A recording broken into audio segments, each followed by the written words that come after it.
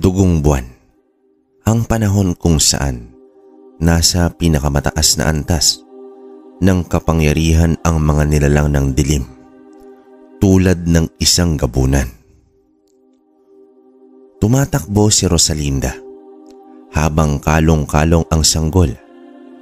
Umiiyak, natatakot at nangangamba ang pobreng babae dahil hinahabol siya ni Renato.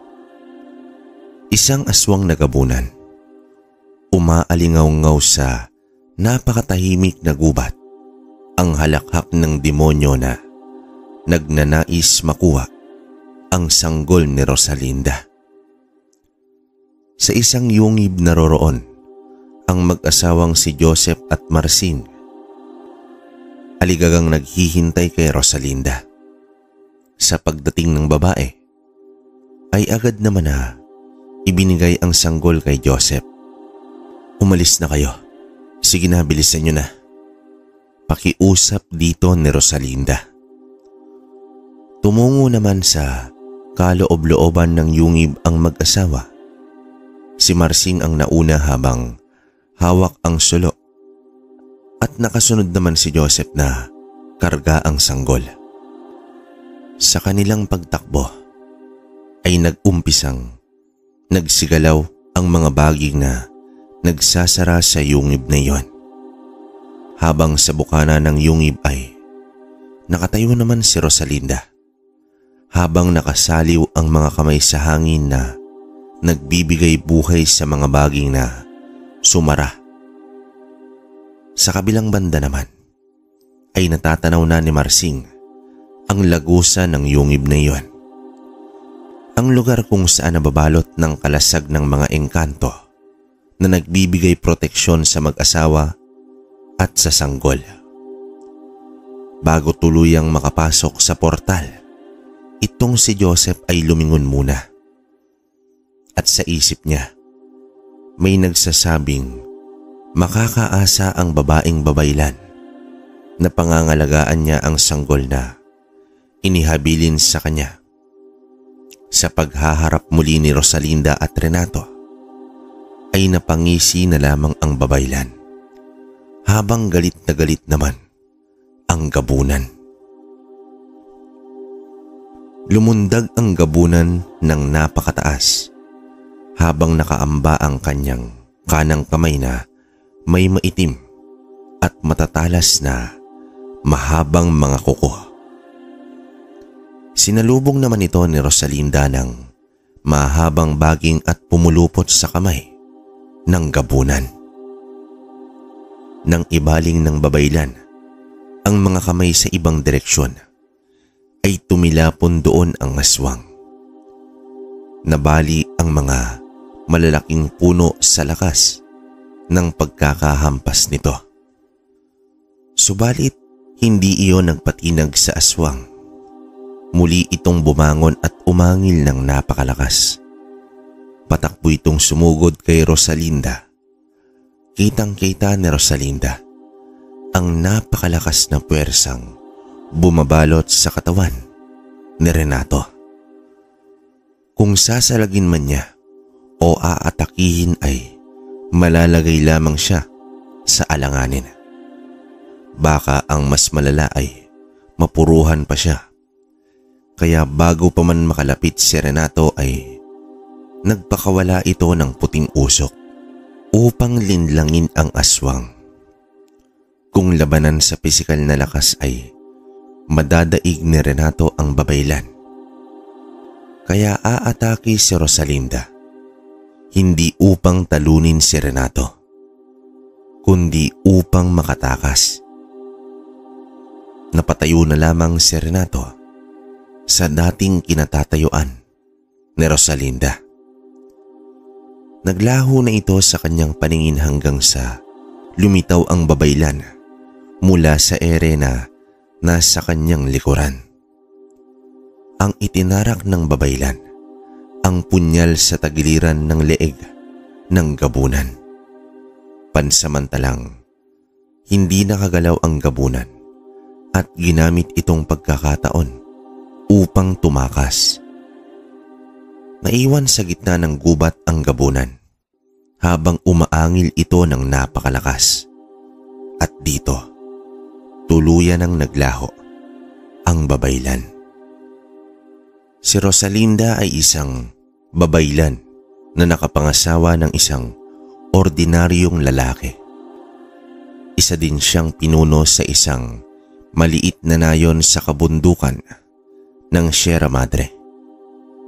Bilang babaylan, siya ang nagsisilbing gabay sa lahat ng kanyang nasasakupan. May kakayahan din siyang manggamot. Hindi man siya isang mandirigma, ay malakas naman ang kakayahan niya pagdating sa espiritual na aspeto. Kaya niyang maitaboy ang mga masasamang elemento kung nagiging banta na ito sa kanilang nayon. Gamit ang mga pangontra at panlaban, ay hindi rin sila basta-basta nasasalakay ng mga aswang. May mga matatapang at magagaling na mandirigma sa kanilang kinasasakupan. At isa na dito si Carding. Nahulog ang loob niya sa binata at sila'y ikinasal. Namuhay ng masaya at payapa 10 ng kanilang mga kanayon. Subalit ang mapayapang pamumuhay nila ay ginulo at winasak ng mga gabunan sa pamumuno ni Renato. Ang dahilan nito ay ang bertud ng sinaunang mangkukulam na hawak ni Rosalinda. Habang nagsasagawa ng ritual si Rosalinda bilang karagdagan proteksyon sa kanilang nayon, dahil ang gabing yon ay ang pagdurugo ng buwan. Pero bago pa man dumating ang gabing yon, ay meron ng pangitain itong si Rosalinda tungkol sa isang pagsalakay ng hindi pa niya matukoy ng mga nilalang. Kaya naman, inausap niya na ang mag-asawang hindi biniyayaan ng anak na sina Joseph at Marcin na magpunta sa isang yungib sa gabi ng pagdugo ng buwan bilang paghahanda kung sakaling magkakatotoo ang nasa kanyang pangitain.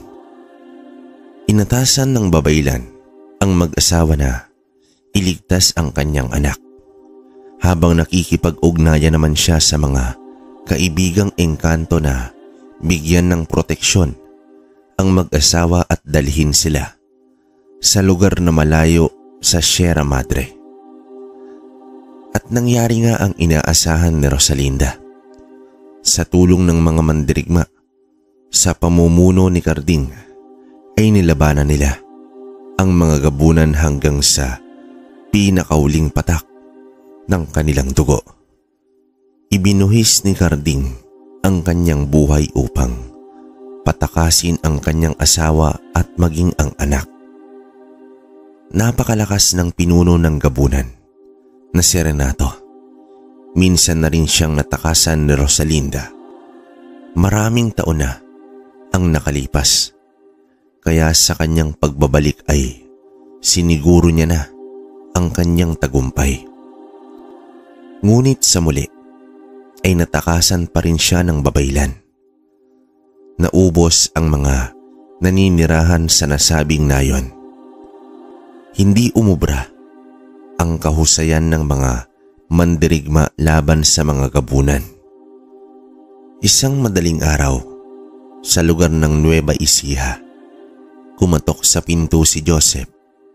Laking gulat ni Lemuel dahil nakita niyang muli ang nakababatang kapatid at may kasama itong babae at isang sanggol. Nagtataka naman ito bakit ganon ang itsura nila. Dagdag pa ang nakabalot na tela sa bata na may mga talsik ng dugo. Mabilis nitong inabot ang sanggol at napakaraming tanong. Buong akala ni Lemuel ay biktima sila ng mga bandido. Nang makainom na ng tubig si Joseph ay inilahad niya ang lahat-lahat sa kanyang kapatid. Hindi ito makapaniwala na nakaligtas pa sila sa kamay ng gabunan. Naniniwala din naman kasi itong si Lemuel sa mga ganoong uri ng nilalang ng dilim. Kaya naman ganoon na lang ang kanyang pasasalamat. Halos 10 taon na kasi silang hindi nagkita ng kanyang kapatid. Gayunpaman, pinagpahinga niya muna ang mag-asawa, pati na rin ang dala nitong sanggol. Kinabukasan naman, inilahad ni Joseph ang isang bagay na hindi niya nasabi kagabi, ang tungkol sa sanggol. Ipinagtapat ni Joseph na hindi nila tunay na anak ang sanggol na iyon. Anak ito ng isang babaylan at mandirigma na wala pa silang maisip na pangalan. Mahigpit kasi na inihabilin ni Rosalinda na bigyan ng bagong pangalan ang anak nito bilang bahagi ng pagkukubli sa tunay na pagkatao ng bata. Hindi kasi imposible na alam ni Renato ang pangalan ng bata. Maayos silang tinanggap ni Lemuel at itinuring niya ang bata na kanyang tunay na pamangkin. Si Lemuel, isang Kristo sa may sabungan. Umiikot ang buhay niya sa pagsusugal kaya hindi rin ito nakapangasawa dahil puro sugal ang inaatupag at isang kahig, isang tuka lamang.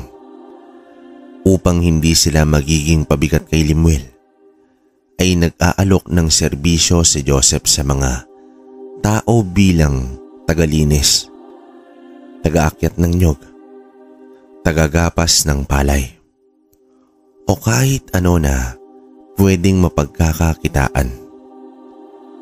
Ayaw niya kasi ng sugal dahil wala namang kasiguraduhan ang pera dyan. Madalas tao kesa panalo.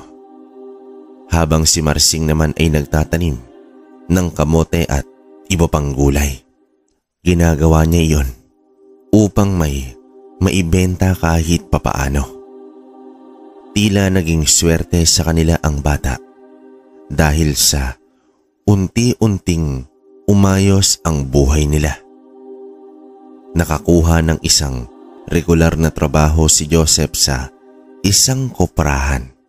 Samantalang si Marsing naman ay regular nang nagsusuplay ng mga gulay sa palengke. Ngunit si Lemuel ay ganoon pa rin. Pero ang kinikita nito sa sabungan ay sa kanya lamang. Dahil nga sa inakuna ng mag-asawa ang mga gastusin pati pagkain nila sa pang-araw-araw. Malaking pabor naman ito para kay Lemuel. Kung minsan nga ay humihingi pa ito sa kanyang kapatid. Pinagbibigyan naman ni Joseph sa ngalan na nakikitira lamang sila sa pag-edad ng 2 taon ng bata na tinawag nilang Isagani ay nagpasya na ang mag-asawa na bumukod ng tirahan. Pinalaga naman ito ni Lemuel dahil kung aalis na ang mag-asawa ay maghihirap na naman siya muli.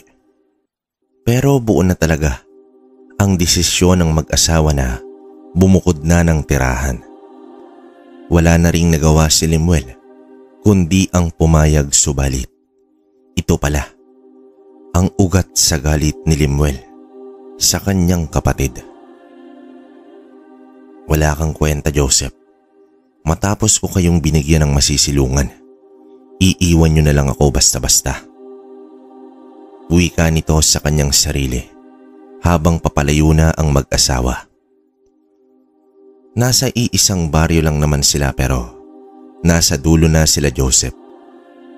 Isang araw ay bumalik si Marsing sa bahay ni Lemuel upang kunin ang mga gulay dahil kailangan na ito sa mga suki niya sa palengke. Subalit pumalag si Lemuel. Wala na raw karapatan si Marsing na manguha ng gulay dahil hindi na sila nakatira sa bahay nito. Nangatwira naman si Marsing na hindi naman pagmamay-ari ni Lemuel ang lupang pinagtaniman kaya wala itong karapatan na pumalag. Ngunit nagalit si Lemuel at itinaboy nito ang babae. Hindi naman ito nagustuhan ni Joseph kaya bago magtakip silim ay pinuntahan niya ang kapatid ngunit wala ito sa bahay. Kaya naman siya na mismo ang kumuha ng mga gulay. May pahintulot man ni Lemuel o wala.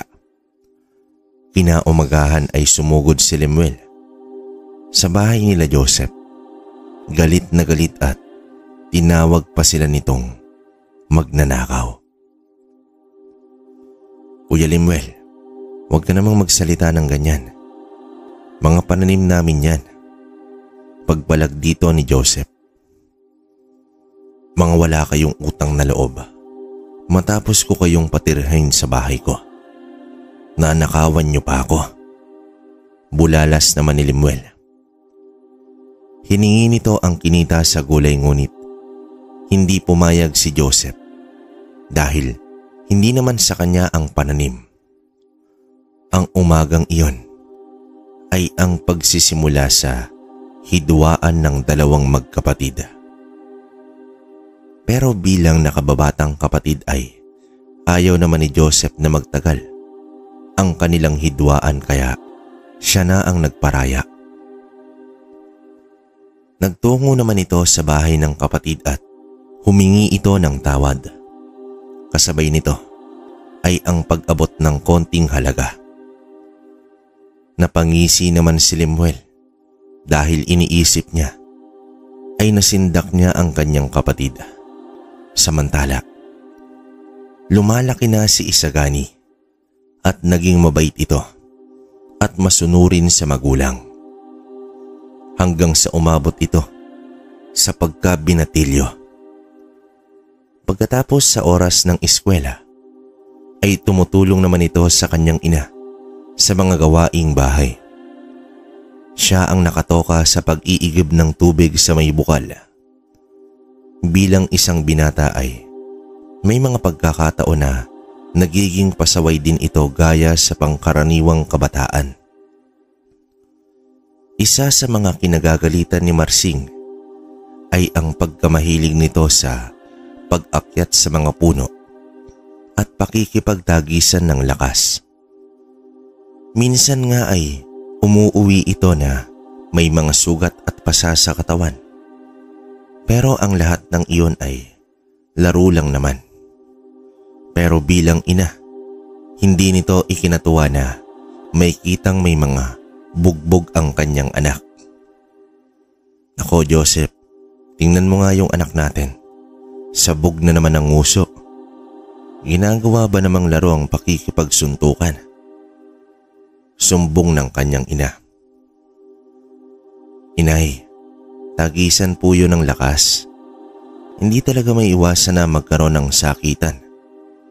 Depensa naman ni Isagani. Pinapasok na lamang ni Joseph ang kanyang anak sa kwarto habang kinakausap naman ito si Marsing. Hayaan mo na si Isagani. Hanggat hindi naman nakikipag-awayan, ayos lang naman. Hindi natin mapipigilan kung bakit siya ganyan. Nakuha naman sa tingin ni Joseph si Marsing. Alam din naman kasi nito ang ibig sabihin ng kanyang asawa. Ngunit nag-aalala lamang ito dahil baka masaktan ng labis ang kanyang anak. Pero sa pangkalahatan naman ay hindi naman binibigyan ng suliranin ni Isagani ang kanyang mga magulang. Sa kabilang banda naman, si Lemuel ay patuloy pa rin sa panghihingi ng pera sa nakababatang kapatid. Kung dati ay hindi naman ito nagrereklamo kung magkano lang ang ibinibigay ni Joseph pero isang araw, bigla na lang itong nanghingi ng malaking halaga dahil meron daw itong utang na babayaran. Dito na nagsalita si Marsing. Aba Joseph, Namumuro yata ang kuya mo. Hindi pa ba sapat sa kanya kung magkano lang ang ibigay natin? Bulalas ni Marsing. Hayaan mo na. Ngayon lang naman daw. Tugon naman ni Joseph. Napapailing na lamang ang misis ni Joseph dahil alam niya naman na hindi na ito papayag na hindi na ganoon ang ibigay sa kanya sa mga susunod pa. Mulat na rin si Isagani sa ganoong sitwasyon ng kanyang tiyo pero hindi niya nagugustuhan ang panghingi nito ng pera 2 beses sa isang buwan. Minsan naririnig ng bata ang usapan ng kanyang mga magulang tungkol sa pagkokolehiyo. Kailangan nilang mag-ipon dahil malaki na ang pangangailangan pagdating sa bagay na iyon. At mukhang sa sitwasyon nila ay malaking kabawasan ang panghihingi ng tiyo Limuel niya ng pera. 1 taon na lang ay magkokolehiyo na si Isagani. Kaya ng isang araw, nagawi na naman si Limuel upang manghingi ng pera. Binigyan naman ito ni Joseph pero nakiusap ito na kung maaari ay 1 beses na lamang sa isang buwan. Dahil nga mag-iipon pa ito para pang-aral ni Isagani. Subalit, ikinagalit pa ito ni Limuel hanggang dumating sa punto na nagkasagutan na sila. Nasa likod bahay lamang si Isagani. Nakasilip ito sa dalawa. Hindi naman maiwasan ng bata na makaramdam ng awa sa kanyang ama at galit naman sa kanyang tiyuhin. Sa loob ng mahabang panahon ng panghihingi nito ay siya pa ang may ganang magalit. Sa hindi inaasahan ni Isagani ay biglang sinapak ng kanyang tiyuhin ang kanyang ama. Naagad naman itong ikinabagsak sa lupa. Napatakbo agad si Isagani sa amang bumulagta. Tiyo, tama na po. Pakiusap dito ni Isagani. Isa ka pa. Bakit ka pa mag-aaral ng kolehiyo? Napaka-ambisyoso mo naman. Galit na wika dito ni Limuel. Itinulak niya si Isagani at dinukot ang mga bulsa ni Joseph. Pumapalag naman ito ngunit muling sinuntok at pinagsisipa ni Limuel. Sa sandaling ito ay nagdilim na ang paningin ni Isagani. Tumayo ito at biglang sinapak sa tagiliran ang kanyang tiyuhin. Napatras naman ito at halos hindi na makahinga sa tindi ng sapak. Napaupo ito sa lupa habang mabilis naman siyang inawat ng ama at sinuway. Sumusobra ka na, tiyo. Ilang taon ka na bang nanghihingi sa amin? Pinangsusugal mo lang naman. Sambulat dito ng binatilyo. Hayop kang bata ka. Matapang ka na ngayon ha. Sambit naman ang kanyang tiyuhin. Tumayo naman si Limuel at inundayan ng suntok si Isagani ngunit nailagan ito ng bata.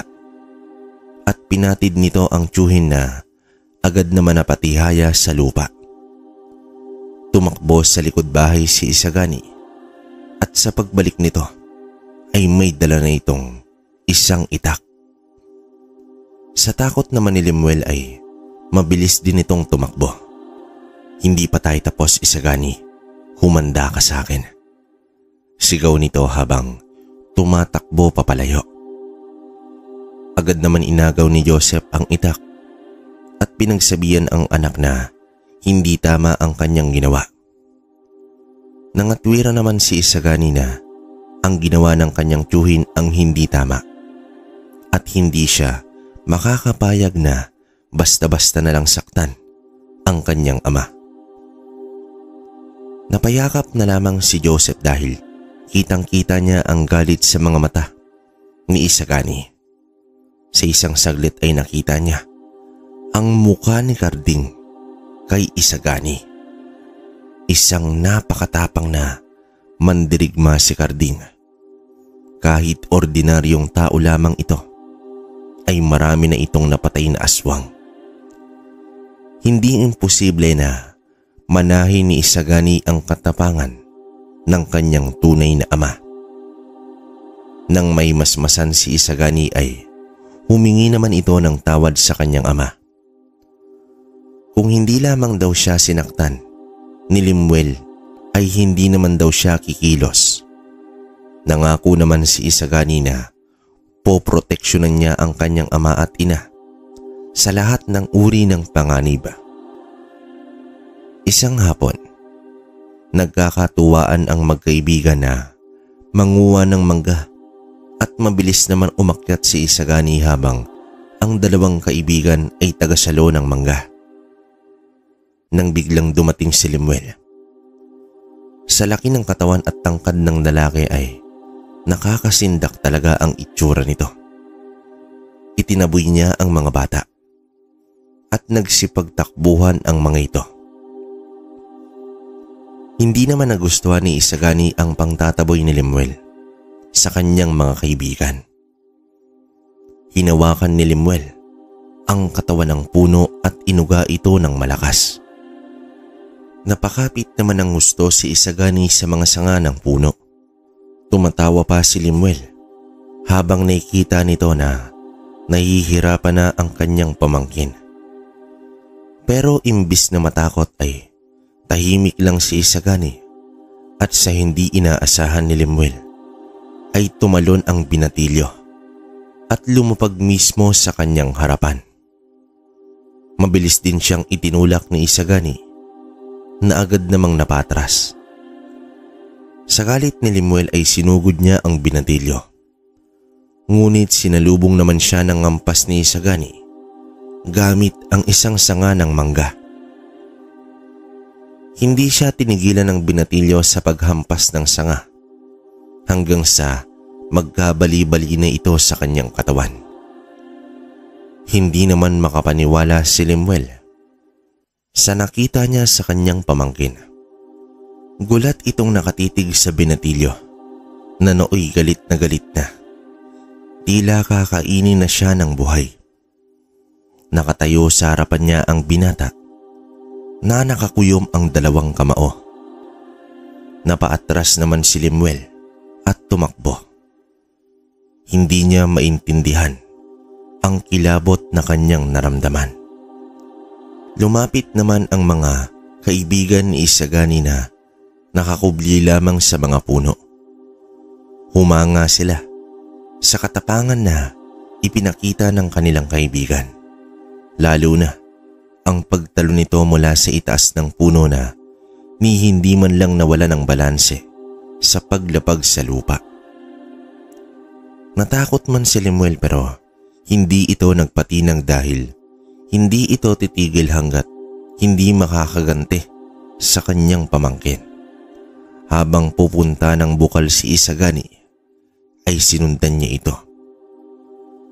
Habang nagsasalok ng tubig itong si Isagani ay bigla na lang siyang sinunggaban ni Limuel at nilublob ang muka sa tubig. Nagpupumiglas ang binatilyo hanggang sa mahawakan niya ang kamay ng tiyuhin niya. Pilit itong hinila ni Isagani hanggang sa nalubog na rin sa tubig. Nang makatayo ang binatilyo sa tubig na gatuhod lamang ang lalim ay dinampot niya si Limuel at inundayan ito ng suntok. Sa pagbagsak ng lalaki sa tubig ay pinagtatadyakan pa ito ni Isagani. Nang may biglang yumakap kay Isagani at hinila ito palayo. Pagwari niya ay ang kanya palang ama.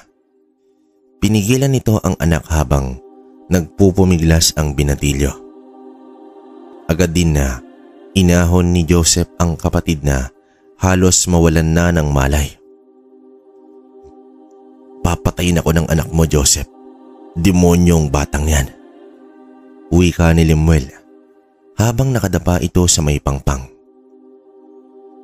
"Hindi yan gagawin ng anak ko kung wala kang ginagawa sa kanya," Sambit naman dito ni Joseph. Sige, kampihan mo pa yung anak mo. Madiing wika naman ni Lemuel. Hinawakan naman ni Joseph ang kamay ni Isagani at dinala ito pauwi sa kanilang bahay. Habang naglalakad, pinagsabihan ni Joseph ang anak na huwag nang patulan ang kanyang tiyuhin. Subalit, nangatwira naman ang bata na wala siyang ginagawang masama at siya pa nga ang muntik ng malunod. Ipinaglaban lamang niya ang kanyang sarili. Naiintindihan naman ito ni Joseph pero ang pinagtataka niya ay paano nalabanan ni Isagani itong si Lemuel. Matangkad si Isagani ngunit patpati naman ito kumpara kay Lemuel na mas matangkad at malaki ang pangangatawan. Ito na ba ang resulta ng anak ng mandirigma at ng isang babaylan?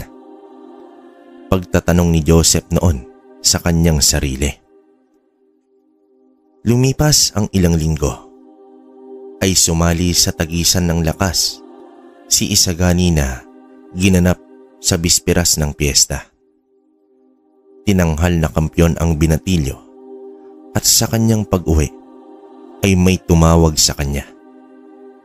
Isang matanda na nagngangalang Ambo. Labis naman itong humanga sa binatilyo. Napanood pala nito ang laban ni Isagani.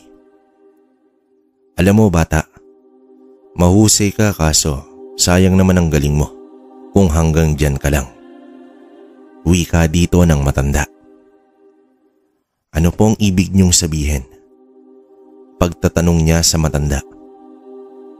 Ayon sa matanda, mas magiging kapaki-pakinabang ang talento ni Isagani kung gagamitin niya ito sa mas mahalagang bagay.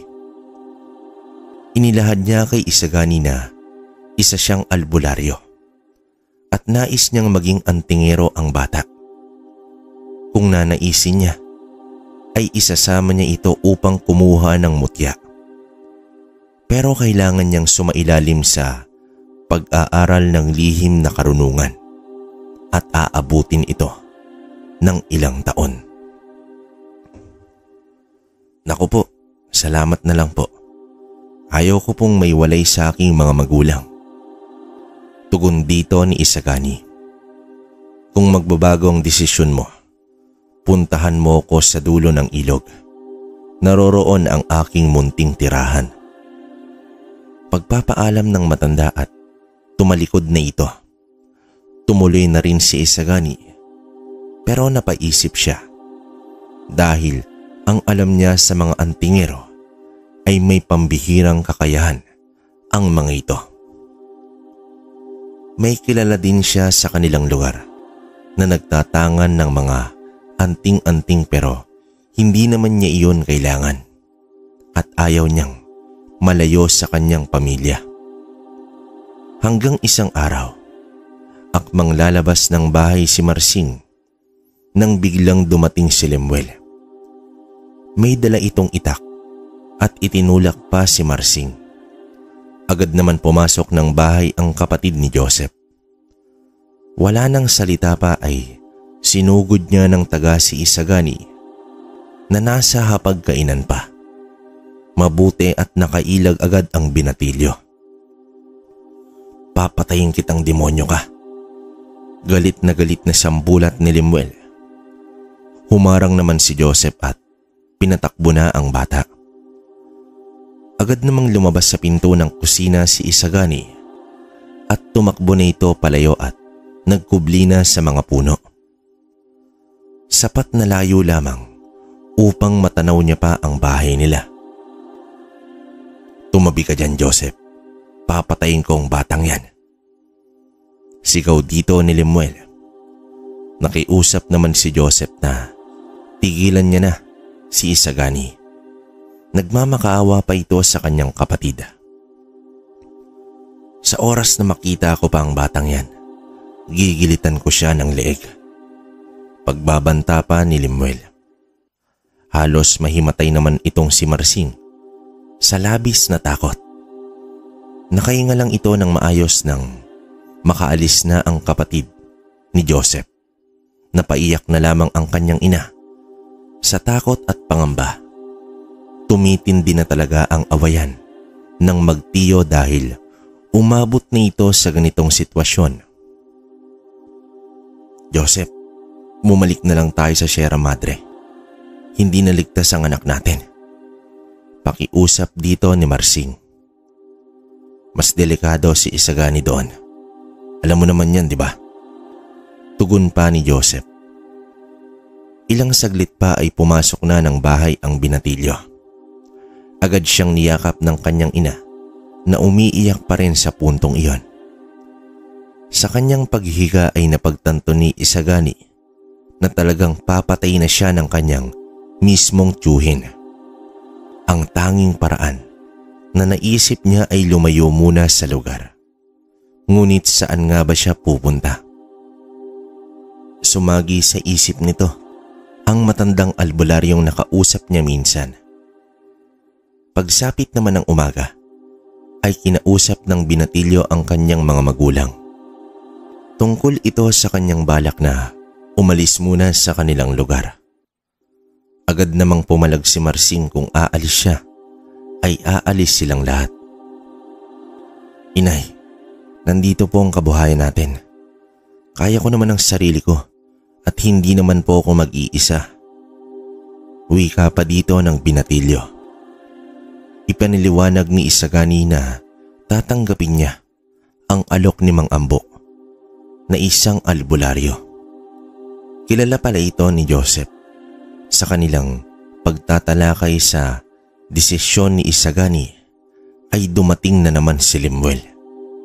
Dala pa rin nito ang itak at hinahanap si Isagani. Tama na kuya. Oo na. Aalis na si Isagani sa lugar na ito. Masaya ka na ba? Wika ni Joseph. Talagang dapat na siyang umalis dito dahil hindi naman siya nababagay sa lugar na ito. Tugon naman dito ni Lemuel. Nakikiusap ako kuya. Hayaan mo na ang bata. Sambit pa ni Joseph. Tinitigan ng masama ni Lemuel si Isagani na nooy nasa likuran ng kanyang ina. Ayaw man ng magulang pero mas makakabuting umalis muna si Isagani. Pero papayag lamang sila kapag nakausap na nila ang matandang albularyo. Sa mismong oras na iyon ay tinahak nila ang daan patungo sa bahay nga ng matanda. Naabutan nila ito habang nagkakape sa may balkonahe. Kinausap naman ang personal ni Joseph si Mang Ambo sa loob ng bahay nito habang nasa balkonahe naman ang mag-ina. Napakalungkot ni Marsing dahil malalayo na siya sa kanyang anak sa unang pagkakataon. Panaybili naman ito sa anak na mag-iingat at huwag maging pasaway sa matanda. Huwag po kayong mag-alala, inay. Sa pagbabalik ko, hindi na tayo kayang sindakin ni Tio Lemuel. Ani pa ni Isagani. Matapos naman ang usapan nila Joseph at Mang Ambo, ay nagpasya na siya na mananatili na si Isagani sa bahay ng matanda. Ihahatid na lamang nito ang mga gamit ng kanilang anak. Manong, alagaan niyo po sana ang anak namin. Buo po ang tiwala ko sa inyo. Wika dito ni Joseph. Huwag kayong mag-alala. Ligtas si Isagani sa lugar na pupuntahan namin. Tugon ng albularyo. Mas minabuting hindi pinaalam ng matanda kung saan sila tutungo ni Isagani sa darating na araw. Habang nasa bahay na ang mag-asawa, nililigpit na ni Marsing ang mga gamit ng kanyang anak. Hindi pa rin mapigilan ni Marsing ang mapaiyak pero para sa kaligtasan ng kanyang anak ay magtitiis ito sa pag-asang babalikan pa sila ni Isagani. Sa paghatid ng mga gamit ay hindi na sumama si Marsing dahil malulungkot lamang daw siya. Masakit man para kay Isagani pero kailangan niya itong gawin. Nakatayo sa likod ng pinto ang binatilyo habang umiiyak. Hindi niya na tiningnan pa ang paglayo ng kanyang ama. Habang kumakain ng hapunan ay may kakaibang nararamdaman si Ambo sa batang si Isagani. Pakiramdam na hindi niya naman maipaliwanag. Tila ba may puwersa ito na nakakubli sa kanyang kalooban. Binanggit naman ng matanda na bukas ay aalis na sila. Isang mahabang paglalakbay ang kanilang bubunuin papuntang Sierra Madre. Lumipas ang ilang araw at gabi. Patuloy lamang sa paglalakbay ang dalawa. Minsan isang gabi, habang natutulog na sila sa gitna ng kagubatan, ay biglang bumangon si Ambo at pinatay ang siga. Nagtaka naman si Isagani at sumenyas ang matanda na huwag itong maingay. Ilang saglit pa ay nag-usal na nga ang matanda hanggang sa nasilayan nila ang isang napakalaking baboy ramo. Pinigilan niyang magsalita ang binatilyo at sumenyas ito na huwag alisin ang paningin sa baboy ramo. Maliwanag ang buwan sa gabing iyon kaya naaaninag nila ang napakalaking hayop. Maya-maya pa ay nanlaki na lamang ang mga mata ni Isagani dahil ang hayop na naglalakad ay unti-unting naging tao.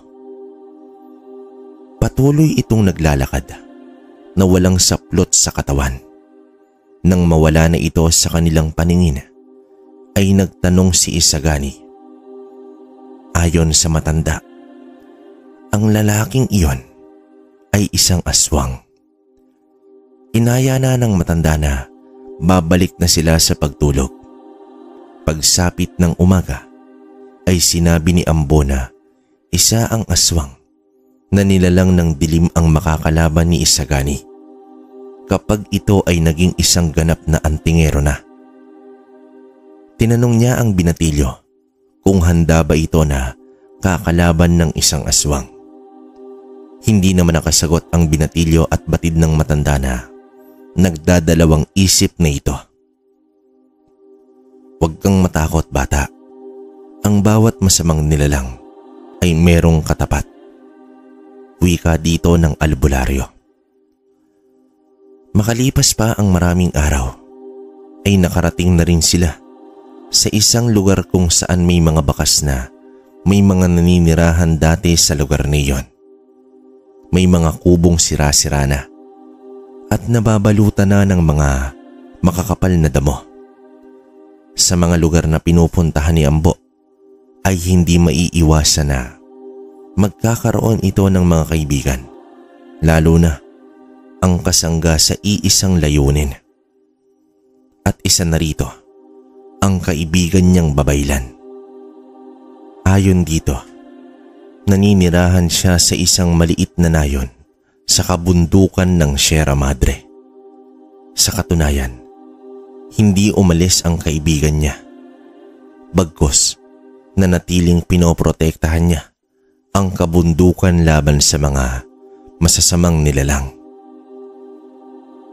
At ang kaibigan niyang iyon ay walang iba kundi si Rosalinda.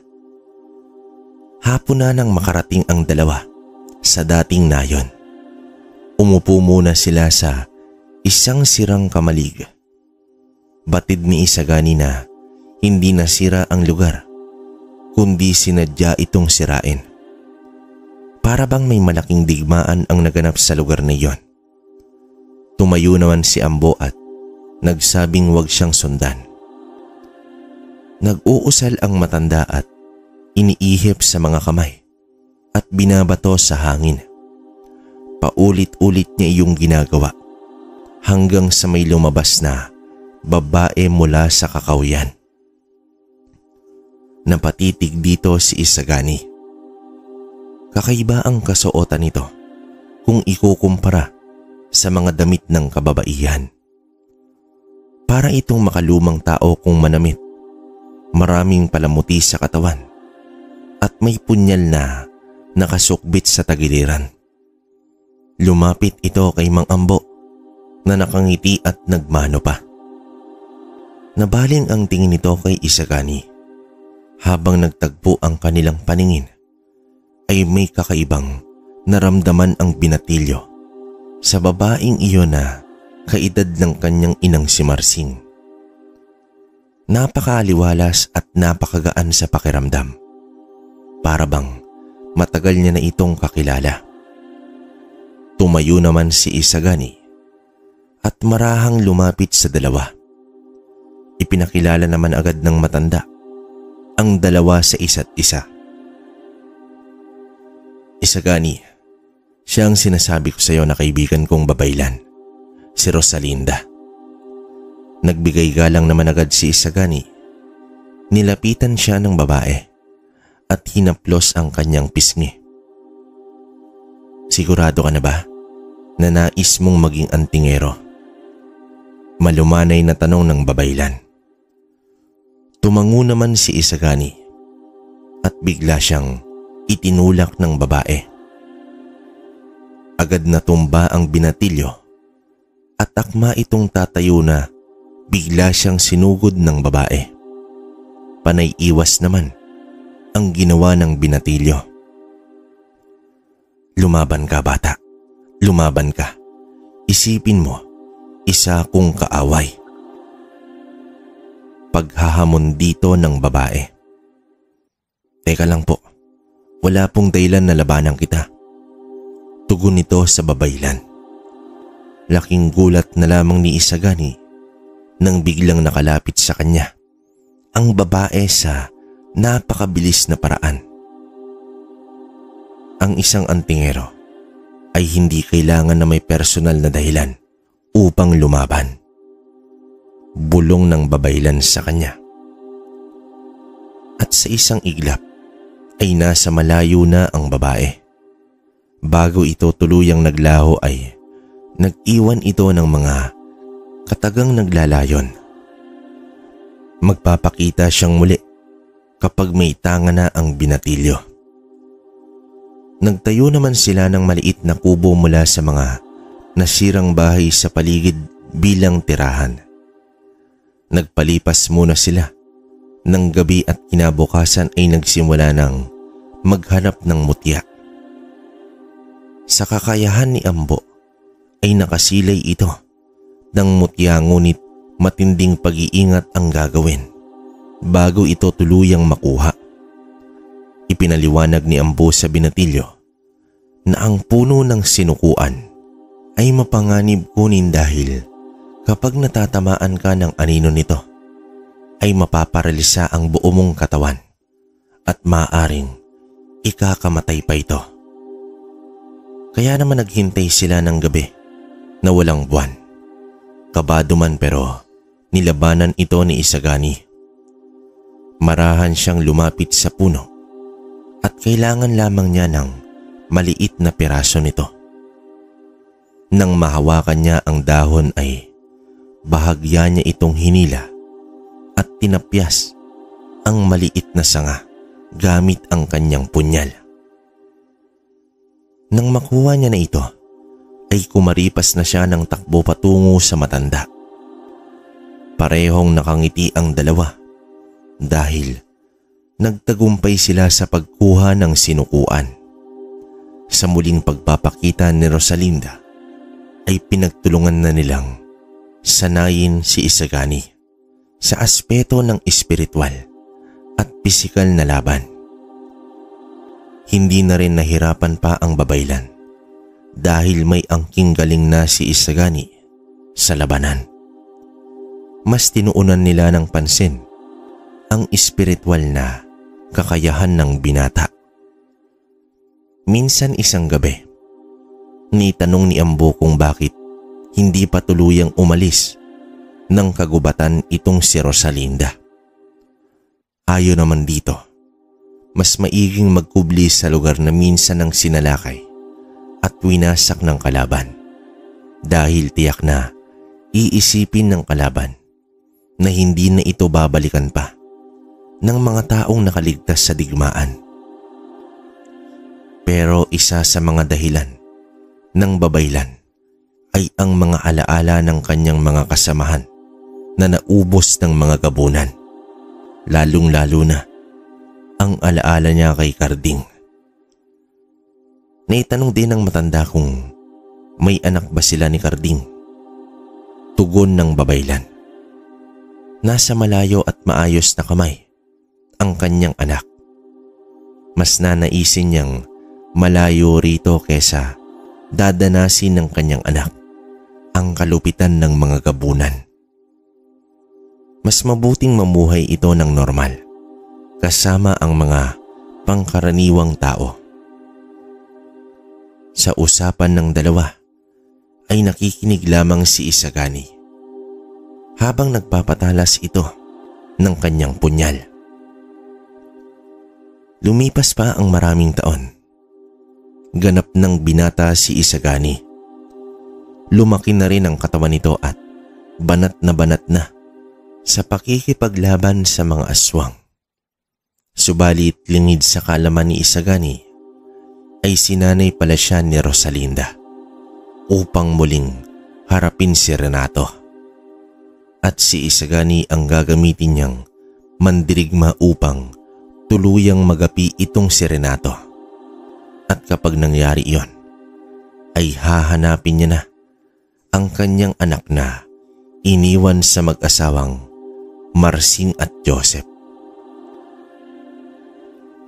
Isang araw, nagpaalam si Isagani kay Ambo na babalik na ng Nueva Ecija. Subalit nangako naman ito na hindi magtatagal dahil may misyon pa sila ng babaylan. Pumayag naman ang matanda at gusto na rin ito na babalik sa dating lugar. Sabay na nagpaalam ang dalawa kay Rosalinda. Buo naman ang tiwala ng babaylan kay Isagani dahil maraming beses niya na itong napatunayan. Sa kanilang muling pagbabalik ay dumiretso na si Mang Ambo sa kanyang bahay. Samantala, halos lumundag naman sa tuwa si Marsing nang makita ang anak na nakatayo sa may bakuran. Napakalaki na ng pinagbago sa itsura at tindig ni Isagani. Napaluha naman ang kanyang ina sa muling pagbabalik ng anak sa loob ng kalahating dekada. Sa mga sandaling iyon ay nasa trabaho na ang kanyang ama. Kaya naman naisipan ng mag-ina na maghanda ng konting salo-salo. Habang naghahanda ang mag-ina, ay napakaraming ikwinento ni Isagani hanggang sa narinig ni Marsing ang pangalang Rosalinda. Biglang natigilan ang babae sa narinig na pangalan. Hiniling ni Marsing na sana hindi iyon ang Rosalinda na tunay na ina ni Isagani. Ngunit napapikit na lamang ang mga mata nito nang maikwento pa ni Isagani na isang babaylan, si Rosalinda na taga Sierra Madre. Sumikip din ang dibdib ni Marsing nang mailahad ng anak ang isang nayon na wasak ng kanilang madatnan. Bumalik sa alaala ni Marsing ang nangyaring digmaan kung saan umubos din ng kanyang pamilya. Nagkunwari siya na may kukunin lang sa likod bahay at doon ibinuhos ni Marsing ang silakbo ng kanyang damdamin. Magkahalong takot at pangamba ang kanyang nararamdaman. Bukod sa naalala niya ang buhay sa nayon na iyon, ay nangangamba rin siya na baka kukunin na si Isagani ng babaylan kahit hindi pa nila alam na mag-ina sila. Mapapasaan ba ay malalaman din nila ang katotohanan. Buong araw na ikinubli lamang ni Marsing ang kanyang kalungkutan sa kabila ng pagbabalik ng kanyang anak. Nang matapos sila sa pagluluto ay nagpaalam si Isagani na susunduin niya muna si Mang Ambo para na rin makasama sa kanilang salo-salo. Sa pagdating ni Joseph ay nagtaka ito kung bakit maraming pagkain ang inihanda. Ibinalita naman ni Marsing na bumalik na si Isagani. Sa tuwa at galak ni Joseph ay batid niya ang kalungkutan sa itsura ng asawa. Nang tanungin niya ito, ay dito niya na napag-alaman na sa Sierra Madre pala sila nagpunta at nanatili ng 5 taon. At ang matindi pa, nagdagpo na ang landas ni Isagani at Rosalinda. Pero base sa mga kwento ni Isagani, ay hindi pa nito nalaman ang totoo. Makalipas ang ilang minuto, ay dumating na sina Ambo at Isagani. Hindi naman maitago ni Joseph ang galak nang muling masilayan ang anak sa loob ng mahabang panahon. Nang matapos ang hapunan at mga kwentong masaya ay natanong naman ni Isagani kung kumusta na ang kanyang tiyo Lemuel. Ayon naman kay Joseph ay patuloy pa rin ito sa panghihingi ng pera. Pero ipinagtaka nila dahil 3 buwan na itong hindi nagpapakita at ang balita ni Joseph ay may malaking pinagkakautangan itong si Lemuel. Ang hinala naman nila ay baka tumakas na ito at nagpakalayo-layo na. Mas mabuti na po yan kaysa patuloy siyang manggugol sa inyo. Wika naman dito ni Isagani. Isiningit naman ni Joseph ang katanungan kung papaano ang naging buhay niya doon sa bundok, lalo na ang makasama ang isang babaylan.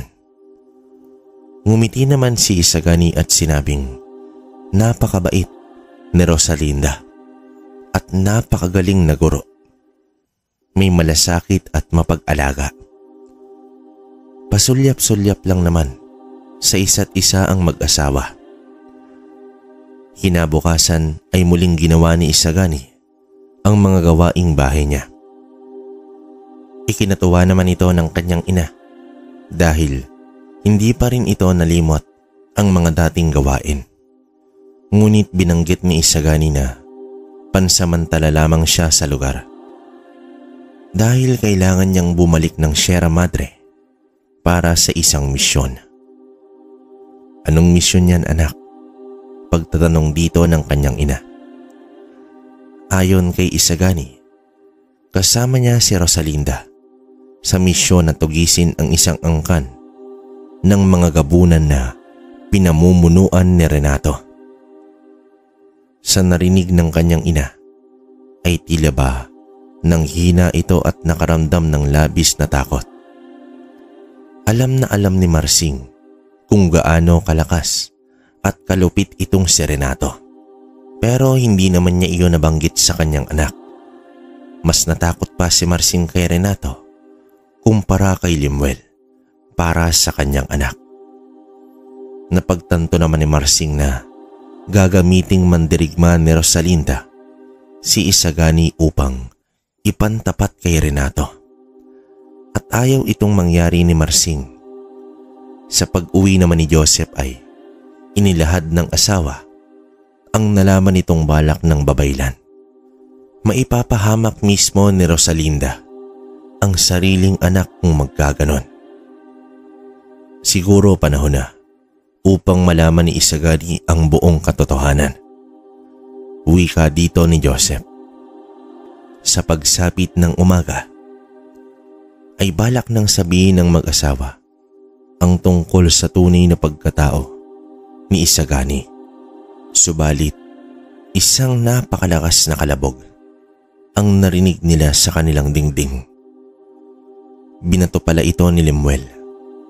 Sa mga sandaling ito ay nasa bukid si Isagani upang mamitas ng mga gulay para ibenta nila sa palengke. Bumalik na pala ang batang sampid. Iharap mo siya sa akin, mahal kong kapatid. Babalatan ko siya mismo sa iyong harapan. Matapang na wika dito ni Lemuel. Laking gulat naman ang mag-asawa dahil matapos ang ilang buwan na pagkawala ni Lemuel ay nagbalik ito na ibang-iba na ang itsura. Naging maputla ang balat, maitim ang ibabang bahagi ng mga mata at nangangayayat. Pero mas mabagsik na ang dating nito. Hindi naman nakapagtimpi si Joseph at nasagot niya ang kanyang kapatid.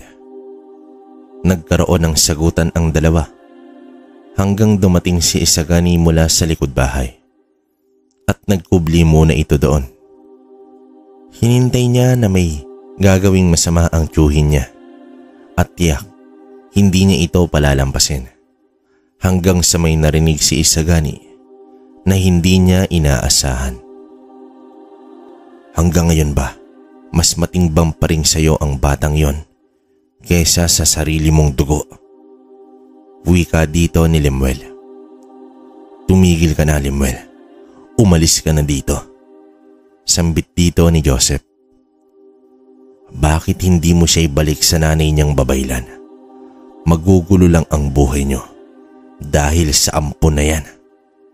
Sambulat naman ni Lemuel. Parang tumigil ang mundo ni Isagani sa kanyang narinig. Napasandal na lamang ito sa kanilang dingding sa may kusina. Wala na siyang ibang naririnig kundi ang mga huling salita na binanggit ni Lemuel. Umalis na rin si Lemuel at habang nasa loob ng bahay ang mag-asawa ay napag-usapan nila ang tungkol sa sinabi ni Lemuel. Lingid sa kalaman nila ay rinig na rinig ni Isagani ang kanilang pag-uusap tungkol sa tunay nitong mga magulang na sina Carding at Rosalinda. Nagulat na lamang si Marsing sa kanyang paglabas sa pinto ng kusina ay naroroon na pala itong si Isagani at napakalungkot ng muka. Isang makapagdamdaming tagpo ang naganap sa kanilang tatlo. Inilahad na nila lahat ang tungkol sa tunay na pagkatao ni Isagani. Malungkot man pero hindi nagalit si Isagani dahil naiintindihan niya na ikinukubli lamang siya mula sa gabunang serenato. Kinuha ni Marsing ang kaisa-isang bagay na iniwan ni Rosalinda sa kanyang anak. Walang iba kundi ang bagay na siyang dahilan sa pagkaubos ng mga tao sa nayon na pinagmulan ng mag-asawa. Ang bertud ng sinaunang mangkukulam. Isinuot ito ni Marsing sa leeg ng kanyang anak. At kapag nakita iyon ni Rosalinda, ay tiyak na makikilala siya nito. Sa pagbabalik mo sa Sierra Madre, samahan mo ang iyong ina sa kanyang laban kontra kay Renato. Wika dito ng kanyang ama. Opo, itay. Pero bago po ako babalik ng Sierra Madre, may tatapusin lang ako. Tugon naman dito ni Isagani. Alam ni Joseph kung sino ang tinutukoy ni Isagani. Pinigilan siya ng kanyang ama dahil kahit ganoon si Lemuel ay kapatid niya pa rin ito. Ngunit may ipinagtapat si Isagani tungkol kay Lemuel. Nang makita niya ito kanina, ay naramdaman ni Isagani na hindi na ordinaryong tao si Lemuel, kundi isa na itong aswang. Hindi naman makapaniwala si Joseph sa sinabi ng kanyang anak. Kung nais mapatunayan ni Joseph, ay mag-abang siya mamayang gabi. Dahil alam ni Isagani ang ugali ng aswang. Bilang mortal na magkaaway ay hindi palalampasin ng aswang ang pagkakataong makaganti sa kalaban nito. Sa pagsapit ng gabi, ikinubli ni Isagani ang kanyang presensya bilang antingero sa pamamagitan ng pagtanggal ng poder sa katawan. Habang nag-aabang sila sa pagdating ni Lemuel, ay napatitig si Joseph sa bertud ng binata. Napatanong naman si Isagani kung para saan ang bagay na nasa kanyang leeg. Kung isa ng aswang ang kapatid ko, tiyak na masisindak siya kapag nakita niya ang bagay na yan. Wika dito ni Joseph. Habang ipinapaliwanag ni Joseph ang bertud ng sinaunang mangkukulam, ay may narinig silang umatungal sa labas ng bahay. Dumating na nga si Lemuel. Wala namang takot si Joseph na lumabas ng bahay at hinarap ang kanyang kapatid. Nang masilayan niya ito, ay napatanong na lamang siya habang labis itong nalulungkot. Ayon kay Lemuel, pinili niya na yakapin ang kadiliman dahil dito lamang niya naramdaman ang karangyaan ng buhay. Pinagpalit niya ang kaluluwa sa demonyo upang magkaroon ng yaman. Pero hindi iyon ang pakikipag-usap sa kapatid ang sadya ni Lemuel, kundi ang harapin at patayin itong si Isagani. Biglang lumabas ang binata at napangiti na lamang si Lemuel dahil malaki na pala ang pinagbago nito, kaya lamang masasayang lamang ito dahil babalatan niya ng buhay ang binata. Pinatabi naman ni Isagani ang kanyang ama at nang susugod na si Lemuel ay itinapat nito ang bertud at biglang natigilan si Lemuel at lumundag ito papaatras. Nahintakutan ang aswang sa kanyang nakita. Umalis ito ngunit naghahamon pa rin kay Isagani na sa muli nilang pagkikita ay papatay niya na ito. Dumating ang araw na aalis na si Isagani ngunit nakiusap siya kay Mang Ambo na kung pwede ay sa bahay muna siya tutuloy upang may proteksyon ang kanyang mga magulang laban kay Lemuel. Nangako siya na pagkatapos ng kanyang misyon sa Sierra Madre ay babalik siya at muling haharapin si Lemuel. Pero may balak pala si Isagani. Sinadya niya na sundan siya ni Lemuel dahil alam niya na nangangati na ang aswang. Namapas lang siya kaya hindi ito magdadalawang isip na sundan ang binata. At hindi nga nagkamali si Isagani. Habang naglalakbay siya ay wala siyang poder sa katawan upang isipin ni Lemuel na isang pangkaraniwang tao lamang ang binata. Isang gabi habang natutulog sa ilalim ng puno si Isagani na may ginawang maliit na silungan, ay ramdam na ramdam niya ang presensya ni Lemuel. Gumagapang na ang aswang hanggang sa nasa ibabaw na ito ni Isagani. Napapangiti at sabik na itong lapain ang binata nang biglang may napakalakas na suntok ang natamo nito mula kay Isagani. Agad tumalsik at nagpagulong-gulong sa damuhan ang aswang. Napapangiwi ito sa tindi ng sapak. Nang makatayo na si Isagani ay dito na lumabas ang tunay niyang anyo na isang antingero. Naglagay na ito ng poder sa kanyang sarili. Umangil ng gusto si Lemuel at sumugod sa binata. Nagpangbuno ang dalawa, subalit gaya ng dati ay wala pa ring panama si Lemuel kay Isagani. Kung noon nagpipigil ako dahil buong akala ko ay kadugo kita, yun pala hindi. Galit na wika dito ng antingero. Dito na pinalasap ni Isagani ang matagal niya ng pagtitimpi. Bumalik sa kanyang alaala ang mga kahayupang pinagagawa ni Lemuel. Kayang-kaya naman sana natapusin ito ni Isagani gamit ang kanyang sinukuan o ang bertud, ngunit mas ninais niya natapusin niya ito na maramdaman muna ang sakit at unti-unting kamatayan. Bilang baguhang aswang ay napakadali lamang ito para kay Isagani. Matapos paulanan ng suntok at tadyak ay binali niya ang liig ni Lemuel na naging dahilan sa kamatayan nito. Gamit ang usal na natutunan niya sa babaylan ay nagliyab ang katawan ng aswang hanggang sa naging abo na lamang ito. Patawad, Tio Lemuel. Ang huling mga salita na binanggit ni Isagani. Sa muling pagbabalik ni Isagani sa dating nayon, ay humarap siya sa kanyang ina na si Rosalinda. May napakaamong muka at matamis na ngiti ang babaylan. Tila naramdaman na ni Isagani na alam na ni Rosalinda ang katotohanan. Inabot ng babaylan ang dalawang kamay sa binata at niyakap niya ito. Inilahad na rin ni Rosalinda na matagal niya nang alam na anak niya si Isagani.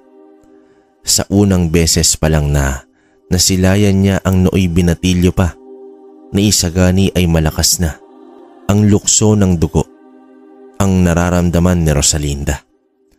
Hanggang sa di nagtagal ay nabanggit ni Isagani ang pangalan ng kanyang mga magulang sa Nueva Ecija.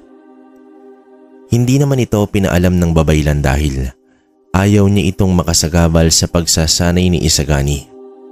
Maging si Mang Ambo ay alam na rin ito matagal na. Ngunit ang kaisa-isang nilalang na nagpipigil sa kanilang pagsasama ay balak na nilang wakasan. Si Renato. Kung naging antingero lamang si Carding ay malamang natatapatan nito ang gabunan. Pero sa panahong ito, ang anak na ni Carding ang magtutuloy ng kanilang nasimulan. Handa na rin si Isagani na tapusin ang gabunan na siyang punot dulo nitong lahat. Paparating na ang muling pagdugo ng buwan, ngunit hindi na uulitin ni Rosalinda ang nangyari noon. Bago pa man darating ang pagdugo ng buwan, ay uunahan niya na. Matagal nang napag-aralan ng babaylan ang lugar kung nasaan naninirahan ang mga gabunan. Sa hindi inaasahang gabi, ni Renato ay narinig niya ang hiyawan ng kanyang mga kasama. Tila ba nagsisigawan ang mga ito dahil sa tindi ng paghihirap na kanilang nararanasan. Sa paglabas ni Renato ay nakita niya si Rosalinda na nakatayo sa gitna. Nanlaki na lamang ang mga mata ng pinunong gabunan sa kanyang nakita. Rosalinda, buhay ka pa pala. Ang lakas naman ng loob mo sumugod sa teritoryo ko. Sigaw dito ng gabunan. Ngumisi si Rosalinda at biglang nagbagsakan ang iilang gabunan sa harapan ni Renato. Napaatras ito sa gulat. Sa paglingon niya ay isang binatang batak na batak ang pangangatawan ang kanyang nakita. Sino ka, lapastangan ka? Takang tanong dito ni Renato. Ako ang sanggol na nais mong makuha, na itinakas ng aking ina. Tugon dito ni Isagani. Napagtanto ng pinunong gabunan na matagal na palang balak ni Rosalinda ang makapaghigante. Napangisi ang gabunan at nag-anyo ito bilang isang aswang. Hinamon pa ang mag-ina. Kasunod nito ay ang paglitawan ng iilang gabunan sa likuran ni Renato na handa na rin sa digmaan ng oras na iyon. Naglundagan ang mga ito patungo sa babaylan habang ang iba ay mabilis na tumakbo at sinugod si Isagani. Naglitawan naman ang mga mandirigmang tamawo sa likuran ni Rosalinda. Sinalubong ang mga gabunan.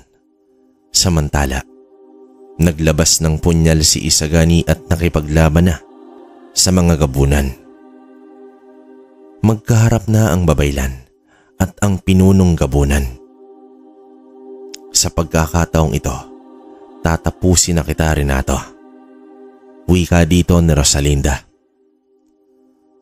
Anong magagawa ng isang babaylan laban sa pinuno ng gabunan. Wika dito ni Renato. Sa muli ay nag-uslian ang mga mahabang kuko ni Renato at sumugod na sa babaylan. Ikinumpas naman ng babaylan ang kanyang mga kamay sa hangin at naglitawan ang mga baging na pumulupot kay Renato. Subalit pinagtatapyas lang ito ng gabunan. Bago pa man makalapit ang aswang sa babaylan, ay nagpakawala ng usok si Rosalinda. Alam na ni Renato ang mangyayari kaya tumalikod ito dahil ito rin ang ginawa dati ni Rosalinda na sumugod mula sa likuran. Ngunit sa pagkawala ng usok ay walang Rosalinda na lumitaw. Bagkus, tumarak ang isang punyal sa likod ng gabunan. Kasabay nito ang pagtarak din ng mga matatalas na baging mula sa likuran ng aswang. Sa kabilang banda, hindi na nakagalaw ang gabunan na sumugod kay Isagani. Gamit-gamit ang sinukuan. Nasipat naman ito ang kanyang ina na pilit pinipigilan ang nagpupumiglas na gabunan hanggang sa nawasak ni Renato ang mga baging na naging dahilan upang masapak ang babaylan. Agad naman itong tumilapon ng malayo. Bumagsak si Rosalinda sa lupa at labis na ininda ang tama nito sa kanyang sikmura. Mabilis din na pumaibabaw ang gabunan sa babaylan upang wakasan na sana ang buhay nito. Subalit mabilis din na nakapag-usal ng tigal po si Isagani at pinatama ito kay Renato. Dahilan upang tumalsik ito sa pagbangon ng gabunan ay isang napakalakas na sapak ang natamo nito mula sa antingero. Gaganti pa sana ng sapak si Renato, ngunit napigilan ito ng baging. Dito na inilapat ng binata ang bertud sa noo ng gabunan.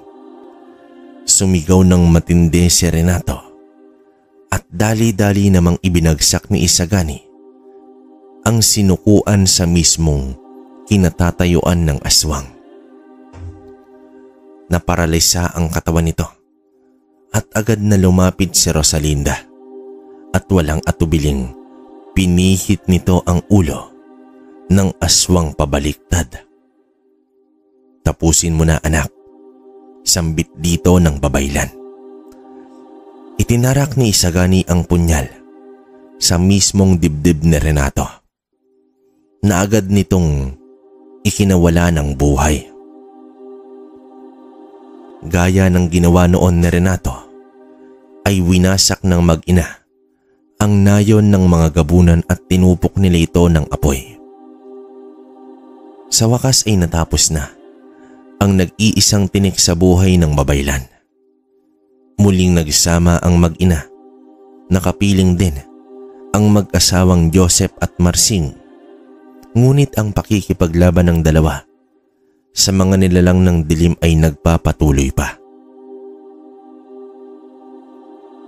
Ang kwento ng magtiyo ay nagpapatunay na hindi basihan kung kadugo mo man o hindi ang taong iyong pagkakatiwalaan. At kahit sa pangkasalukuyan ay may mga pangyayari na mas mabuti pa ang hindi kadugo kaysa mismong dugot laman na siyang magpapahamak sa iyo. Mga kabaryo, hanggang dito na lang po ang kwento ni Isagani. Maraming salamat sa inyo.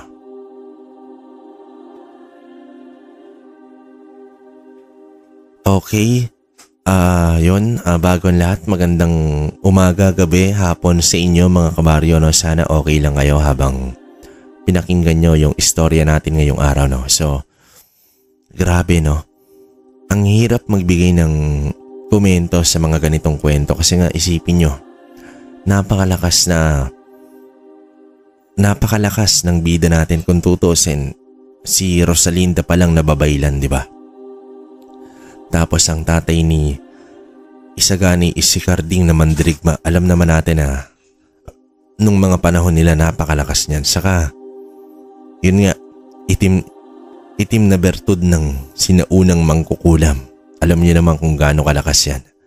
Sabayan mo pa ng kahoy ng sinukuan, diba? So, doble-doble, diba? Parang kaliwat kanan yung nagsama. Biruin mo pinunong gabunan. So, alam na natin na wala nang dapat pag-usapan.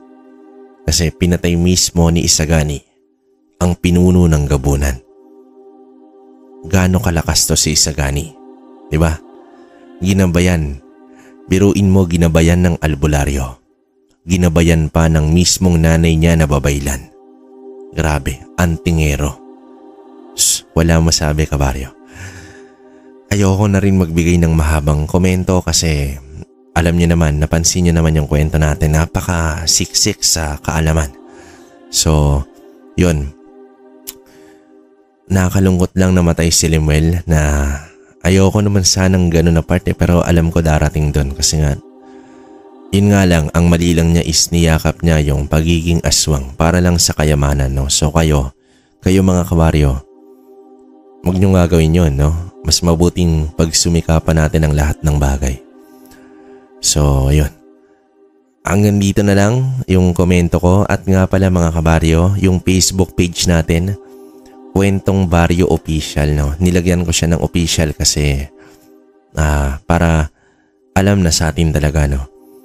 Saka sa mga hindi pa po nakapag-follow at like at subscribe sa Facebook channel natin, punta lang po kayo ron kasi dun po ako nag-a-update. Kasi alam niyo naman dito sa YouTube, hindi ko kayo makausap. Doon pwede nyo akong i-chat at pwede kayong mag-comment. Nagpapalimos tayo doon. Sa ngayon meron po tayong sinukuan, Bato Omo, Bato Ara. Meron tayong medalyon ng San Benito at 7 Arcangheles. Meron din tayong lana na mula pa sa nyog na isa ang mata. Alam nyo na yon. Meron tayo nun. Meron tayo ng mutya ng Salsagan. Buhay, purong buhay po ito. Selis at 10th element. Yan. Meron din tayong tagapaypay, no? Tagapaypay. Yan. So, marami pa pong iba. May Roma rin tayo. Pwede nyo pong bisitahin at ayusin natin. So, yun. Hanggang dito lang muna mga kabaryo. Maraming salamat at subscribe din kayo dito sa channel natin. Kwentong Baryo, Kwentong Kalakbay at mga kwento ni Kabaryo. So, yun. Muli mga kabaryo, ako to si Ray. Maraming salamat sa pagsuporta nyo. Hanggang dito na lang. Hanggang sa susunod na kwento. Maraming salamat.